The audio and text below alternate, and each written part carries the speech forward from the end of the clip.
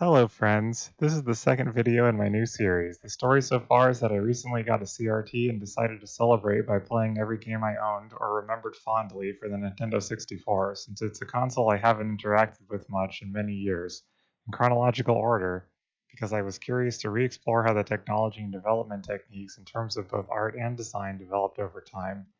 Previously, I covered Mario 64, a game I and most people I think enjoyed as a kid, but didn't really find that much nice to say about this time around. Though I do have some nice things to say about it in this video. If you're just tuning in, I recommend watching the other one first, but if you're just not interested in a rando's pointless observation about a game everyone has played, that's understandable, and feel free to carry on. The two games I got with my 64 one Christmas morning were Super Mario 64, which I covered previously, and Doom 64, which released in April of 1997, meaning I must have got my console in 1997, unless I'm misremembering and I just got Doom 64 later. But even if it was a year late, I was happy to get a 64 at all. My life was still fairly unstable in 1997. I just turned 10 years old and still had no concept of money really, but was very aware of the fact already that my family came second after everyone else's around mine, even if I didn't understand all the reasons why. Being a child makes it easy both to appreciate the things you have and also be really irate about all the things that you don't have, both traits that contribute to the childlike wonder I hear I still hold.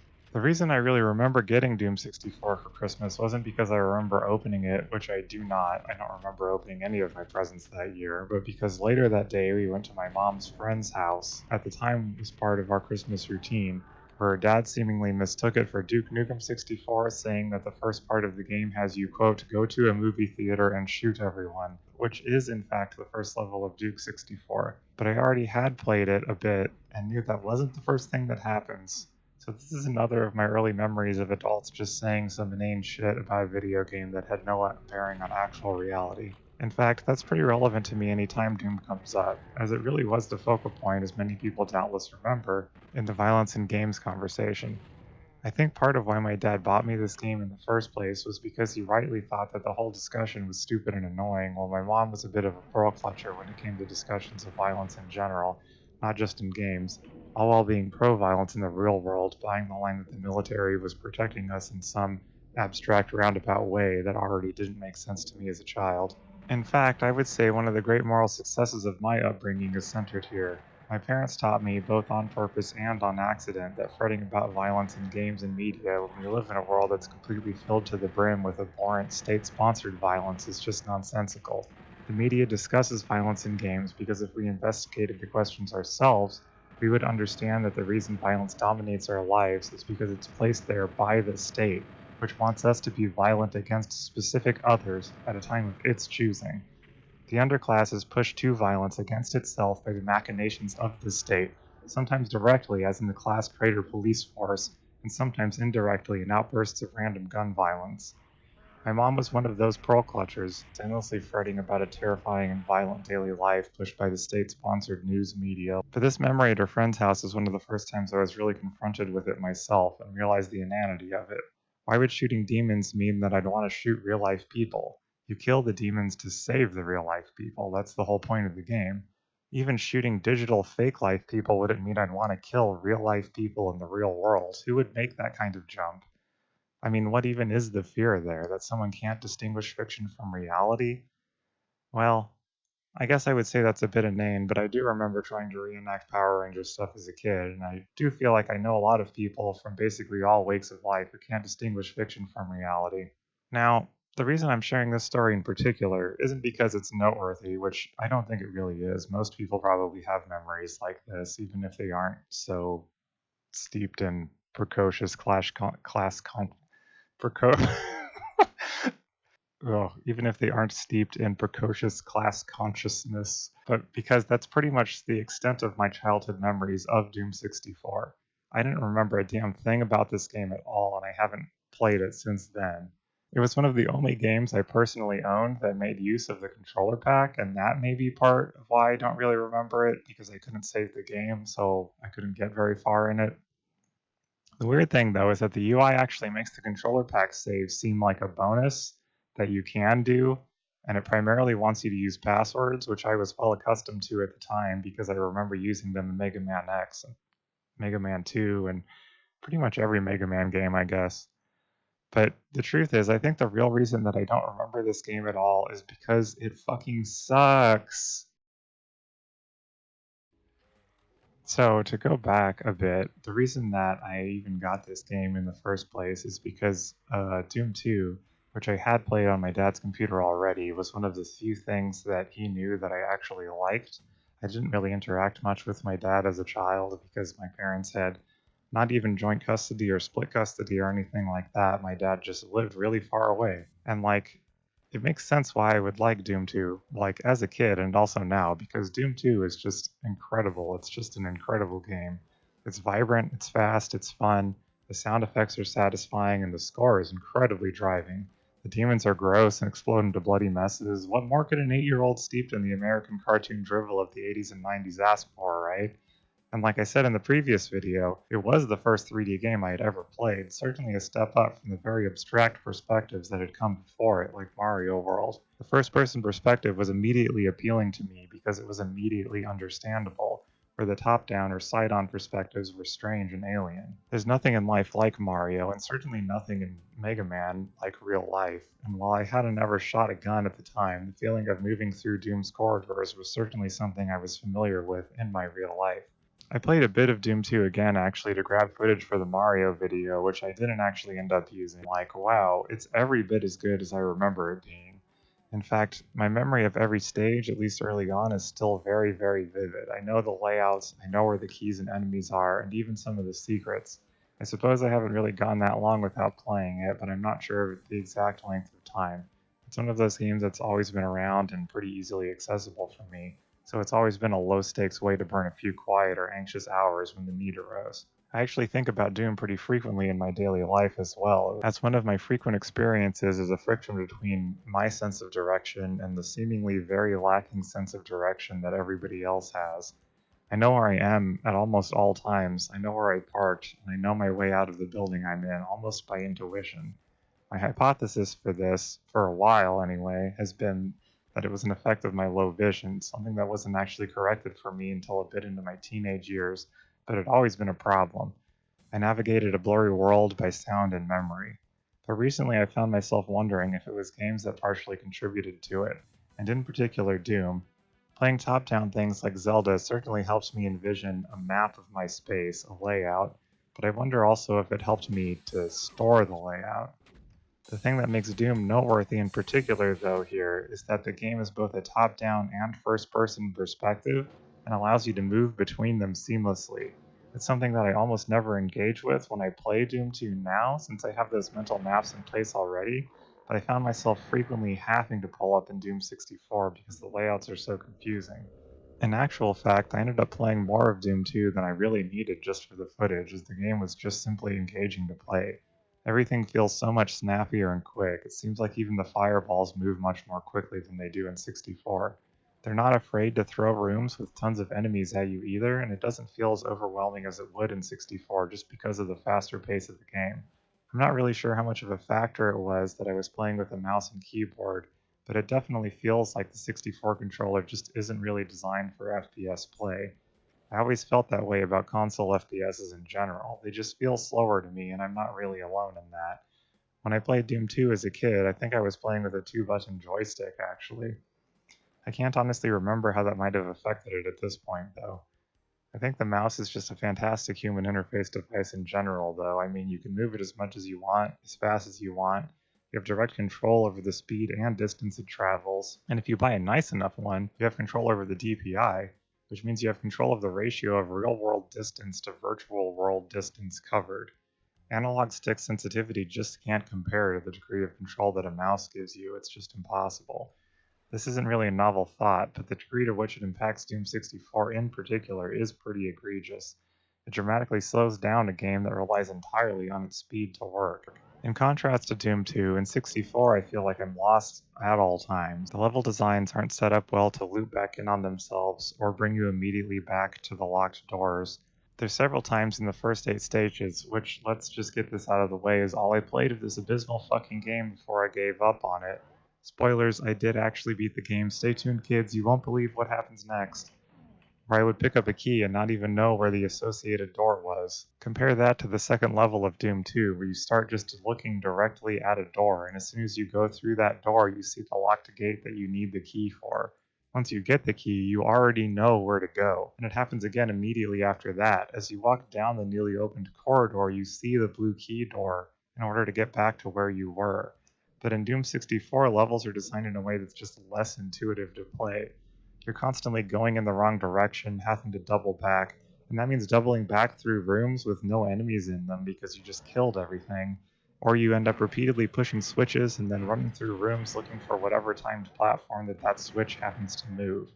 It feels totally counter to my memories of Doom and Doom 2, so it doesn't really surprise me that I barely remember it at all. It's honestly just unpleasant to play because of the level design alone, so I imagine I didn't even play it all that much.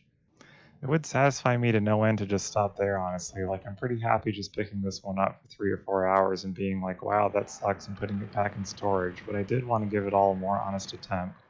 And really, dying a few times didn't bug me. One thing I only realized in talking about it with my GF2 is that while I know the level layouts of Doom 2 and don't in Doom 64, that doesn't necessarily mean that the previous game's layouts were actually better, just that I had played it more. So dying in a stage and replaying it gave me an opportunity to see if that really was what was mostly at play. Maybe I know where to go in Doom 2 just because I already know where to go, and not because the layout is particularly better. And after dying a few times on this stage in particular, I did mostly get the level layout memorized, but it still just feels a lot worse compared to running through levels I already know in Doom 2. I guess it's hard not to see why. It seems like Doom 2 just runs a bit faster and the rooms are generally a bit smaller. But really, though, it's not that. I mean, after playing Doom 2, I have to say the level design in Doom 2 is just incredibly solid. The levels are simple, the layouts are usually big rooms with connecting hallways, and the rooms are distinct enough, being based on one straightforward idea or problem, that it helps them be memorable in the first place. I actually totally forgot about this stage, the waste tunnels, and couldn't remember the layout beyond the first few areas. I found myself lost, but was still able to tell my way around. It's the kind of maze where there aren't really dead ends, so much as it just loops back in on itself forever. But this was the exception. Very rarely in other levels do you even have to go that far back through areas you've already traversed and killed everything in. And when you do, there's often a teleporter to get you part of the way there. Plus, they're like very brightly lit. It's very easy to see where you're going. On that note, I haven't commented on this yet, but I'm sure you noticed it pretty much immediately. This game is very dark. Like, it's dark as hell, and I mean that. It's just hard to see. It's pretty much impossible to see in a lot of rooms, and it seems like they did this on purpose. I guess the intent is to elicit fear, or maybe it's just a ramification of this being the first game in the series where they were able to do more complex lighting effects. Like, did they achieve these lighting effects by just turning down the RGB channels individually? Is this room not more green, but actually less red and blue? That would certainly make it darker, right? I think this contributes to my actual biggest problem with this game, which is that it's one of the only games I've ever played that made me actually motion sick. Something about having to focus harder just to see it all really makes my damn tummy hurt, I guess. But like, look at this room in particular. It's darker the further in the pit you go, and the pit is full of invisible pinkies, and on top of that, the level just drops you directly into the pit the first time you go in there.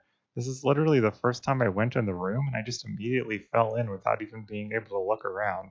Again, there's no mouse look or free moving camera here, which means it's just harder to look around in general. You can only look on one plane. And I suppose falling in the pit is really my own fault. I should have stopped as I went into the room and looked around, but another reason that it's hard to look around is because the controller layout is just nonsensical, and the lack of battery saves means that every time you turn the game on, you have to reconfigure your controls. I was able to get a kind of playable layout by putting strafe on C left and C right, but it still felt really clunky to circle strafe, which is kind of your bread and butter in Doom. And on top of that, the analog control doesn't seem to actually register you as running unless you're literally at 100% in one direction, which is troublesome because most controllers apparently can't even do that after 30 years, so you have to use the run button and the D-pad to move rather than the analog stick. Probably the only game where I actually end up using the third leg of the 64 controller, and even then only for the specific circumstances where you need Doomguy to jump across a small gap. Simple firefights like going up against one Baron of Hell felt so much clunkier than they do with a keyboard, which just makes the game a drag in general for me. But again, stay tuned, kids. Also, they made all new sprites for all the weapons and enemies in this game, but consequently the game's missing some enemies like the Archvile, and some of the weapons aren't even fully animated. I couldn't figure out exactly what was going on for a while until I realized that the Super Shotgun just doesn't have a reload animation at all, and then I realized that none of the weapons do, actually.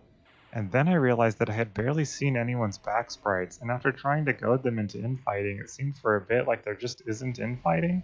I did eventually get them to do it, it's just much less reliable, and certain enemies in particular seem to flat out refuse to do it.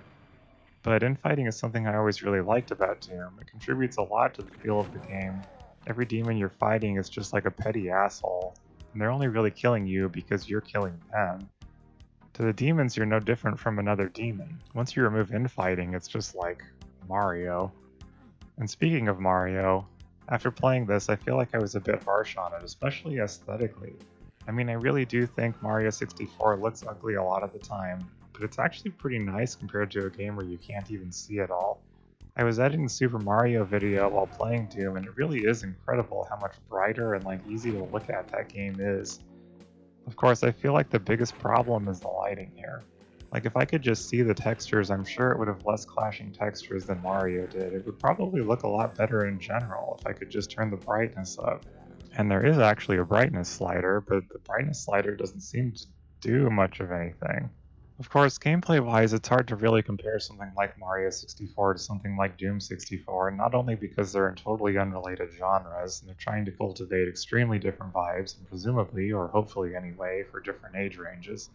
Like I said before, Mario 64's successes are entirely about pushing the envelope, which is something it doesn't feel like Doom 64 is trying to do at all. Doom 64 is more like more Doom rather than something explicitly new and innovative, in the same way that Super Mario World is more like more Mario rather than being explicitly new and innovative. In that comparison, I think Doom 64's biggest weaknesses are all revealed. It's not iterative design.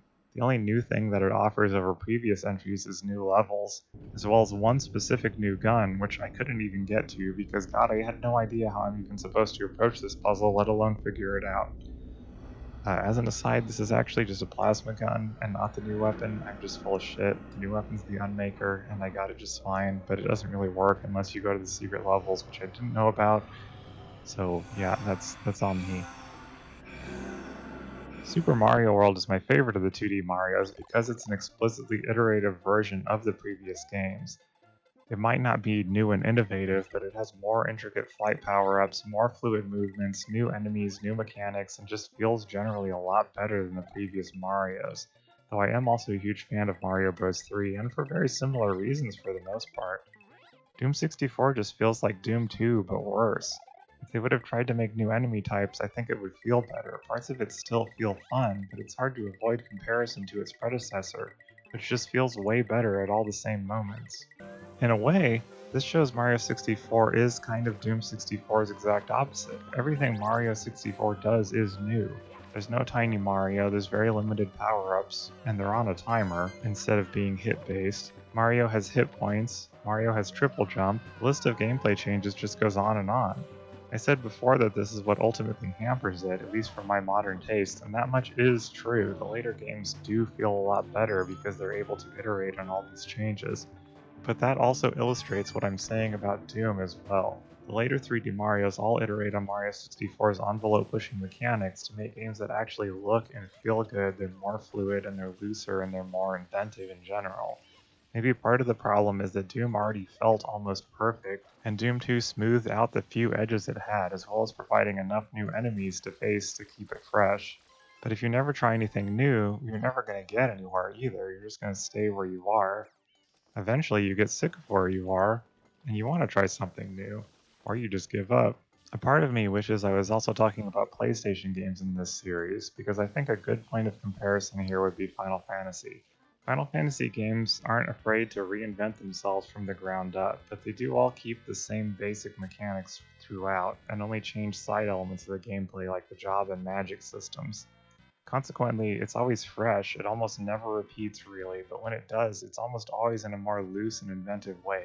like Final Fantasy Tactics' evolution of primarily Final Fantasy V's job system. And mechanically, Final Fantasy Tactics is like white hot. Like that game rules. In our current milieu, with 40 years of electronic games history behind us and presumably infinitely more to come, where every best idea you ever had as a kid is a dozen or two dozen unpolished indie games that are being totally ignored in favor of whatever the AAA, quadruple A flavor of the week or vapid indie darling is, it's easy to see that the sheer numbers allow for a lot of variation. To that end, it makes me wonder why not experiment at every point? Why don't more games try to do something unique and weird? What's the point of recreating something that already exists just for money? But is that even really a viable strategy? Maybe it is in the short run, but what about the long run? People may like things that are familiar, but they also like things that are new and fresh. And like all dichotomies, it isn't really a false one. I felt similarly when I played Curse of Monkey Island recently, which, while actually pretty fun, mostly strikes the same notes that the first two games in the series played off of. Like, why not try doing something fresh and weird? Why worry so much about what's established? Why do we need imps? Why is the only new enemy bigger imp that's harder to see? What's the point of even making the game and drawing all new sprites of every enemy you've done? If you're already drawing all new sprites, why not also make all new enemies? It just doesn't make any sense. The problem with the development would be that there's already a concept of Doom. Now that Doom is established, there's a core identity that can't be strayed from, or the new thing won't, quote, be Doom. What makes Doom Doom is ultimately really up to the individual engaging with Doom, the creator of Doom. It seems that between Doom and Doom 2, a definition was created. Doom is what has shotgun guys and imps and barons of hell and cacodemons and a pistol and a shotgun and a chain gun and rocket launchers and plasma rifle and BFGs. Doom 64 did add a new gun and demon to the formula, but why did it hew so closely to that formula? Why actually stick to the formula at all? For brand identity? For recognition? But Final Fantasy can deviate from the formula and remain Final Fantasy because it otherwise has most of the same elements: fire magic, cure magic, swords and imps, and turn based battle systems. But the second Final Fantasy already established wild deviations immediately, a ramification of being designed by an absolute fucking lunatic. If it hadn't been the case, maybe it would have similarly been stuck in formulaic territory. Because Final Fantasy reinvented itself immediately, maybe part of what being Final Fantasy is being something that constantly reinvents itself.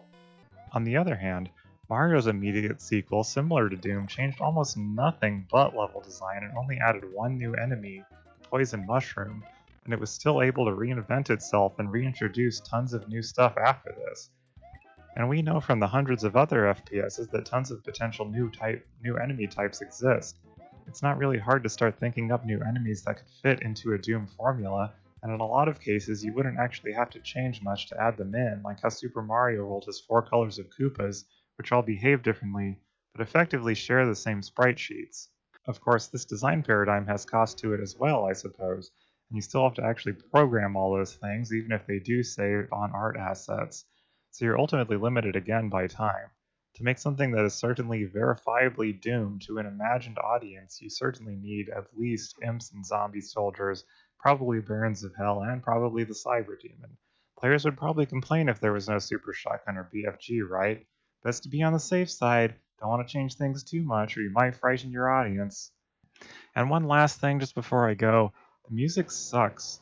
I actually thought that I must have disabled it or something because it was just so, like, nothing, but the default option for the music has it turned on. It's almost vaguely interesting in that it just sounds kind of like a space station ambience, but ultimately it's just unsatisfying to listen to while wandering around. Obviously, they didn't need to retread the chiptune rock thing like the previous games. I was just saying that they should reinvent it. But going in this route is just kind of a strange choice while keeping most other things the same.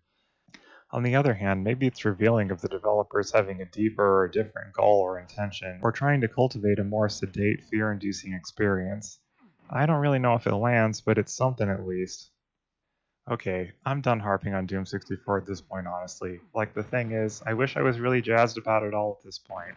Like, I wish it had been a gem that I had just missed out on as a kid, owning but not being able to play, not being able to see its gleam or its beauty, or not being able to approach it in quite the right way that it wants to be approached. But I feel like my childhood instincts to mostly ignore it were actually pretty well founded, even if I can't remember the actual reason for it at the time. Doom 64 is just kind of a bad and slow game that's boring and hard to see and has bad music and doesn't really do anything new. Doesn't really do anything fun and refreshing. It's just boring. It's just a bad game. I guess you can't win them all.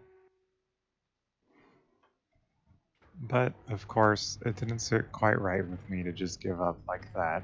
My goal here was to replay every N64 game I owned, and while I never intended to like 100% any of the games, which will come up again soon, I at least wanted to give them all a little bit of a more honest attempt. After all, maybe I was a bit off base. Maybe it's okay to not do anything new. The last few levels before I gave up had each taken me 30 or 40 minutes, but maybe it'll get smoother after this. Maybe they just did something utterly foolish, like make all the levels in order and they just hadn't found their footing yet. Or maybe they really were trying to do something unique and novel within the same basic formula, which they were hinting at with the music, and just hadn't quite figured it out yet. Maybe the slow pace itself was enough of a novel change to the formula, even if nothing else changed. Changing nothing but one piece might be sufficient to reinvigorate a stale game, right? It's at least interesting as an experiment. With all that in mind, I decided to go back in and try to get through it again. I must have lucked out in this puzzle, and after looking it up, I was really overthinking the whole thing, but still not really sure the conveyance was there. And after getting into the second set of levels, it certainly feels a lot better immediately. Level 9 is pretty directly based on a similar level in Doom 2 at least. And, yeah, maybe the problem is only the first part of the game sucks. Maybe the rest of the game is, really good. It filled me with optimism. Let's keep going. So after this point, I think my opinion of the game mostly turned all the way around. It became a lot more fun to play, and honestly, most of the level design was considerably better. Like the point I made earlier about the locked doors being visible before you actually get the key. In most of the later levels, you see the locked doors on your way to the key, so it's possible to have an appropriate mental map of the area to fall back on. There's much less pressing switches and looking around for what door it could have changed. And though it does happen occasionally, most of the switches provide pretty immediate effects that are instantly visible. I was even pleased to see a few fairly novel stage concepts as I went through, like this stage, which is fairly small but has enemies spawn in constantly as you go through it, and this stage, where the floor keeps rearranging itself as you press buttons. Unfortunately, in the former stage, enemies keep spawning behind you and just obliterating your ass immediately, and it ends with a cyber demon fight, which is incredibly tough without knowing how to grab the secret invulnerability sphere to use against him, so I had to try that one over several times, which was a bit agitating. And in the latter stage, the level rearranging doesn't really add that much to it because it doesn't usually spawn in a bunch of new guys to be in your way, so the changed geometry doesn't really change it that dramatically, but it is at least the seed of a cool concept. There's also this stage, which is basically the final level before the last boss, where pressing the switches in certain order opens gates in the level with the combination on them, and you have to press switches behind all three gates to finally open the exit. If you put the combinations in incorrectly, you just get in a fight with a Baron of Hell. There really are several neat tricks like that throughout the game, though, like this room in that stage where the key keeps hiding from you and throwing barons at you, or when you. I guess that's another thing about the later part of the game that's more engaging. It's a lot less reliant on just throwing a bunch of the little guys at you who are kind of mindless and annoying to fight. With hit scan weapons that either just hit you or provide no opportunity to dodge, you fight more barons and mancubi, which have much more engaging patterns to fight against. Eventually, though, it becomes kind of rote to strafe slightly back and forth while shooting a Baron with a super shoddy, though it's still a relatively engaging little routine to do, and it often intersects with the level design in new ways, just enough to remain engaging, even though the basic flow of it never really changes. Eventually, near the end, it does start throwing tons of little guys at you again, but at that point it's almost a welcome sight. It's a bit of a reprieve after destroying tons of tougher demons in the previous levels. In fact, the more one-on-one intimate conversation style fights feel a lot more in tune with the limitations of the controller-based FPS. All you really need is small movement, so it doesn't matter if you can't move very quickly or very finely. It even makes the very large rooms have a distinct purpose because the size of the room increases or decreases your time to dodge fireballs. And actually, just on the topic of Barons of Hell, I do have kind of a lot to say. When I played Doom before, it was mostly when I was young and naive about video games. I've always had a kind of methodical mind, which is why RPGs were appealing to me. Over time, you start to get a sense of not just what enemies are weak to, but what works well in what circumstances in Doom's terms.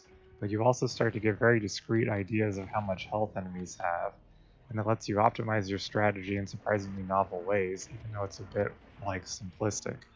A long time ago, I actually played through Final Fantasy I for the first time, using a party of all fighters. That game doesn't have auto-target, so if an enemy dies before a character's turn comes up, meaning that if someone is targeting an imp and it dies before they attack, they just whiff on air and waste their turn. So in those cases, it's pretty imperative to actually know how many hits roughly an enemy can take. On top of that, with 4 fighters I usually couldn't afford to keep each character well equipped, meaning they were all uneven, and not all of the hits were the same. Consequently, you had to keep track of how much damage each character did and how much health each enemy had in order to optimize your turns. This is basically the same situation that the Doom guy faces in Doom 64. It didn't take long before I knew a Green Baron would die to 3 rockets or 3 super shotgun blasts to the face. It seems like pretty useless information because however many hits it takes, you need only do the same dance with them for so long before they'll drop, right? Like it doesn't really matter how many shots they take. But there are tons of situations where it's actually really useful to know. Like if you encounter one at the end of a long hallway, it helps to know you only have to fire exactly 3 rockets and they'll die. You save ammo by firing exactly the amount that you need. If you know this, then you maybe don't even have to do the dance with them at all, which helps a lot in dealing with how annoying it can often be to strafe dance in tight quarters, especially since the rocket's knockback is constantly trying to misalign you and get you stuck on the level's geometry. And when there's more going on than just finding one Baron at a time, which is unfortunately not as often as it should be, but is still pretty common, it helps a lot to know exactly how long you have to fire at something before they'll drop, and then you can turn your attention to the next thing. The second thing I spent a lot of time thinking about when fighting Barons was that Doom is essentially a shoot 'em up. I mean, it's definitely a shmup in terms of the fact that you're shooting them guys up, but unlike a lot of other FPSs, a lot of the enemy's attacks actually travel really slowly. And Doom 64 in particular has a lot of long corridors or large areas that you stay far away from enemies, giving you a long lead time before you actually have to move. This works pretty well with the controller nature of the console FPS, but the ramification is that you end up employing the same kinds of strategies in Doom 64 as you do in a more traditional shmup like Gradius or Toho. You can lead bullets to one side of the room by lingering in one area, and then when you move, just move one time to the other side of the room rather than dancing repeatedly in one place, because you know the other side of the room is totally clear because all of the demons have been firing directly at you. In shmups, they usually deal with this by having a mix of directed fire and pattern fire enemies at once, so even when you move, you have to continue to dance across the screen rather than moving in a direct line. It's kind of a missed opportunity in Doom 64 because everything does fire straight at you, besides the Mother Demon, the final boss. And this is a good example of why adding new demons would have benefited the level design in general. If there were something like turrets that just fire in regular repeating patterns, or enemies that strafe back and forth while firing, it would create more dynamic movement problems for the player to solve. You could also create more novel patterns by having something like Imps that fire spreads of fireballs rather than just one fireball directly at you, something they actually did do with the Mother Demon. Or you could get really crazy with it and have bullets that spawn other bullets, or bullets that bounce off of walls, or home with varying degrees of accuracy. The Mancubus rockets don't home, but Revenants had homing rockets in Doom 2, even though they're not present in this game, and the Mother Demon does as well. The game does have turrets that fire with repeating patterns, but they're only ever used for traps, which, while interesting, is ultimately kind of a minor implementation and almost never utilized alongside other enemies. They're used very infrequently as well. I suppose they probably aren't utilized alongside other enemies because Doom has infighting, so they would just end up killing each other if they had all those vile types of bullets I was just suggesting. On the other hand, infighting is a major component of Doom, so it seems like a further missed opportunity. It makes me wonder if any of the more modern Doom likes went in a bullet hell direction. It's certainly something I would like to do personally if I ever make a murder simulator instead of a daily life simulator. Something about approaching the normally vertical or horizontally oriented bullet hell patterns from a first-person perspective makes it freshly engaging to me conceptually, I guess, though the perspective does present problems, like the near bullets appearing larger, meaning that it would cut off your view of more distant sections of the pattern. Though again, that's something that could be used with intention when done right. This is part of what's so appealing to me about Nier and Nier Automata as well, since they do a lot of the same bullet hell style patterning with their enemies. The back half of the game also improved another one of my early complaints, which is how goddamn ridiculously dark it was. But part of that was also just me getting more used to looking at it, I suppose. Things are just better lit and generally a lot easier to see. Once everything is generally more evenly lit, it makes it possible to actually appreciate the dynamic lighting effects instead of just being really annoyed by them. And after the dark ass Pinky Pit from level 7, it never pulls that kind of shit on you again. And actually, something I noticed is that this game does look kind of nice, really. Like, they clearly went through a lot of effort to make the endless hallways of hell decorated. There's always little areas and hallways with fortified walls, or insets that have gargoyles in them. The tops of platforms have varied textures, but unlike Mario 64, it's used with intention to show the differences in height, which are relevant mechanically. It's not just useless aesthetics either, because the meat stakes and wall supports have clipping, and thus actual ramifications in gameplay, even if those ramifications are mostly getting stuck in a weird corner and killed. And some of the different structures are actually kind of atmospheric and cool as well. This building in particular, with its little orb-bearing font and a stairway going around the edge of it, reminded me of the cathedral in the Undead Parish in Dark Souls 1, which is one of the more memorable areas of that game for me.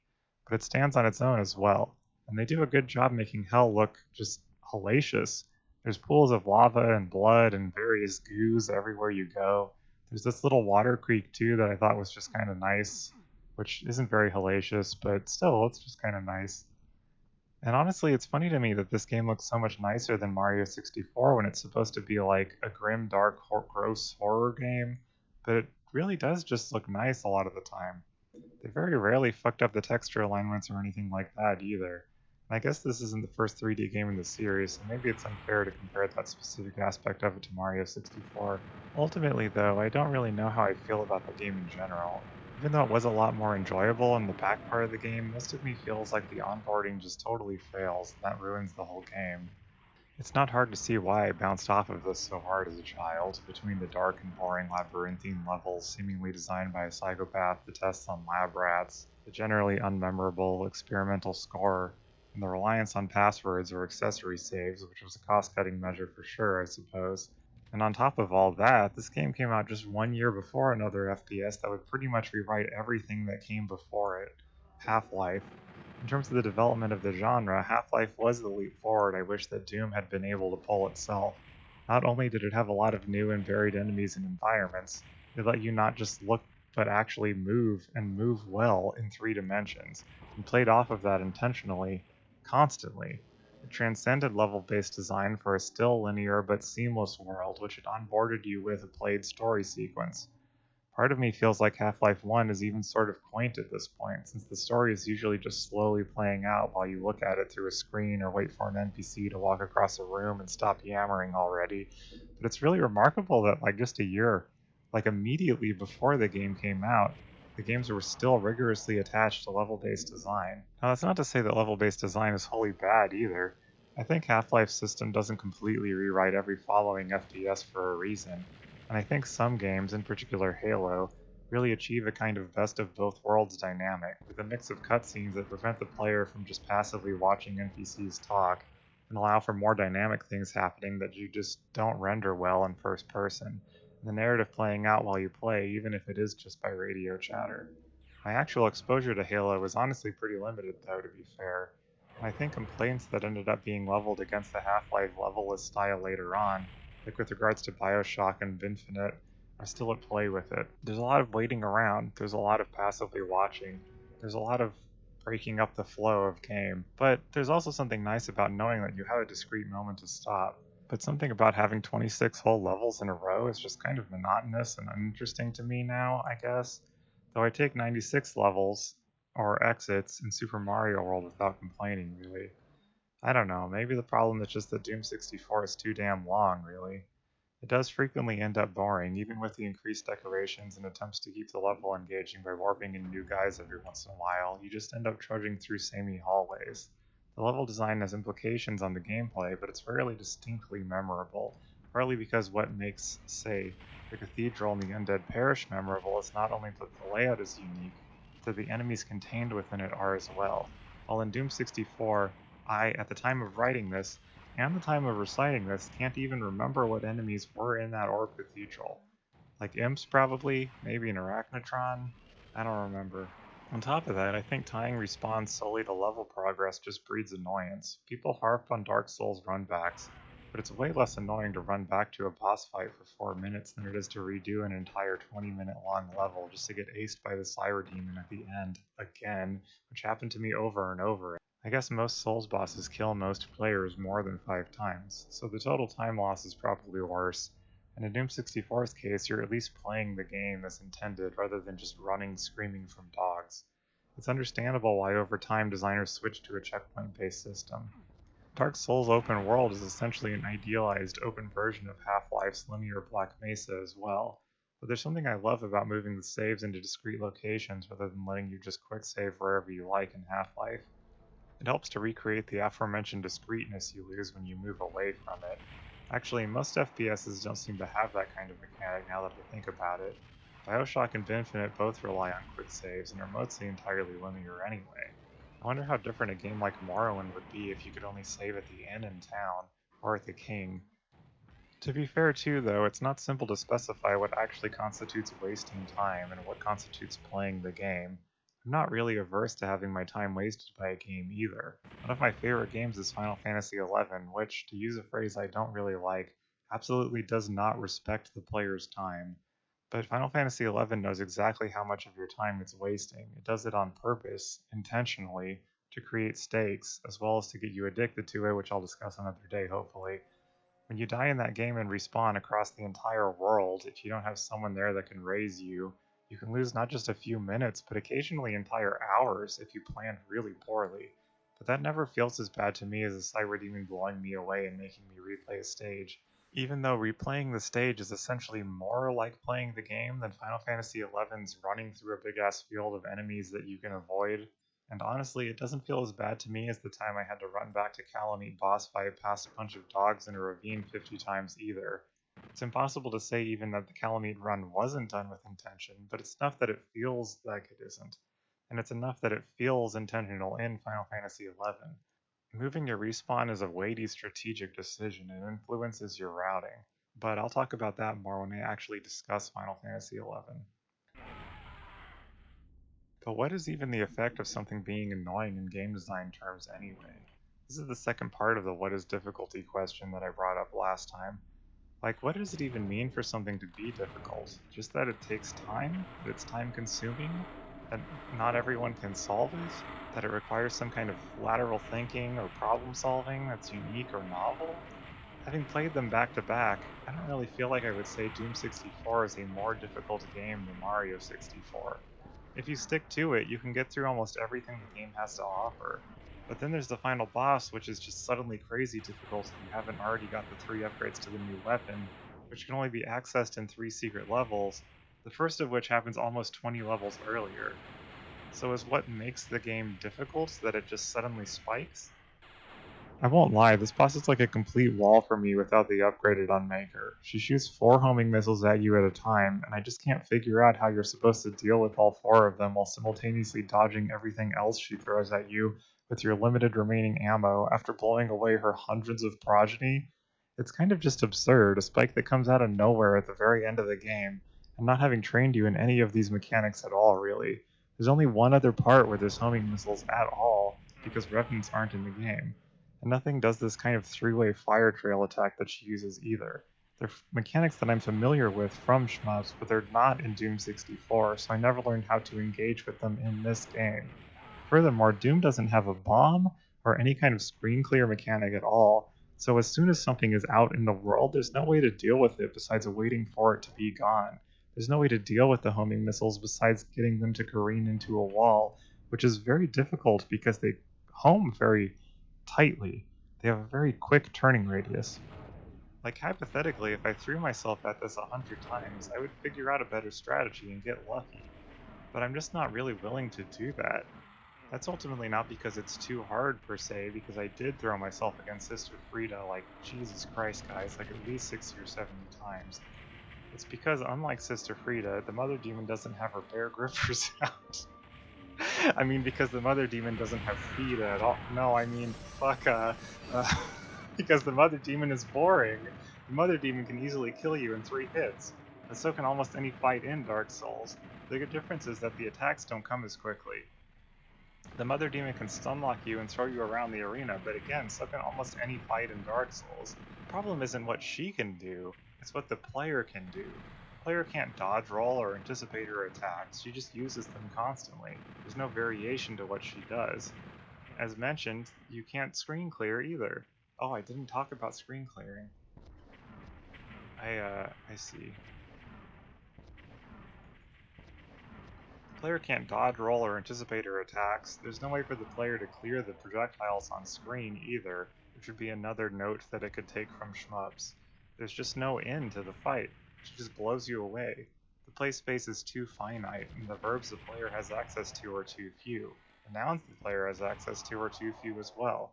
It's hard to even really establish a strategy because you die too quickly to understand what's happening without having to redo the kind of boring fight against 6 billion demons that's immediately prior to it. I don't know what to do and I'm just kind of overwhelmed. But to me, that's not difficulty. That's just annoying. Like, I don't know if any game is difficult. Writing this script, editing this video, that's difficult. Remembering to flip your laundry, that's difficult. Playing a game is easy breezy.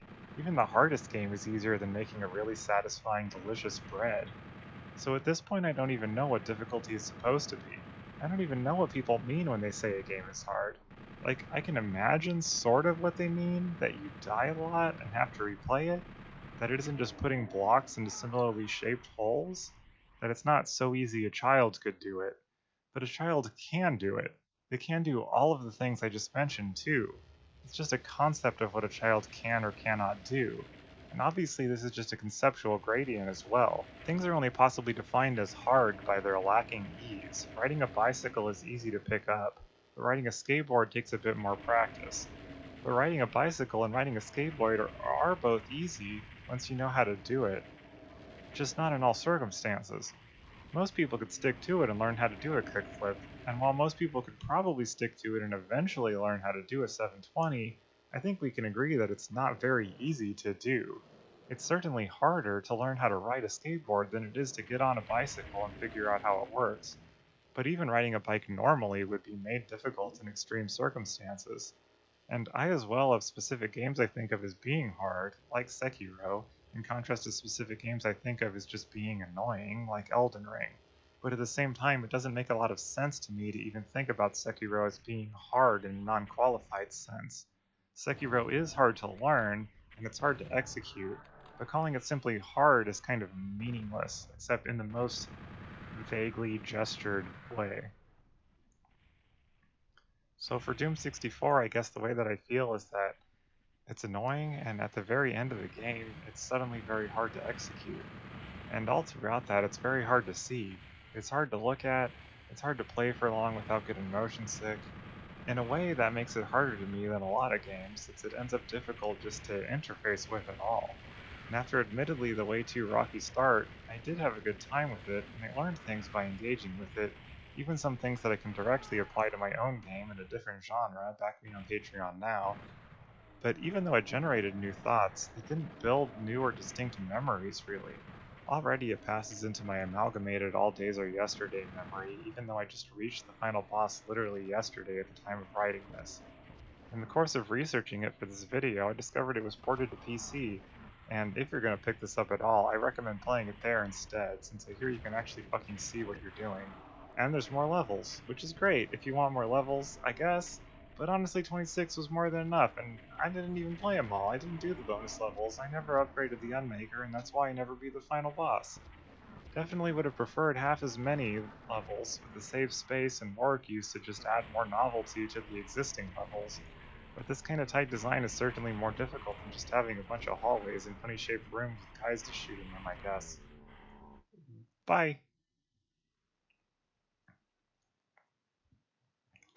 Okay, so next up is Mischief Makers.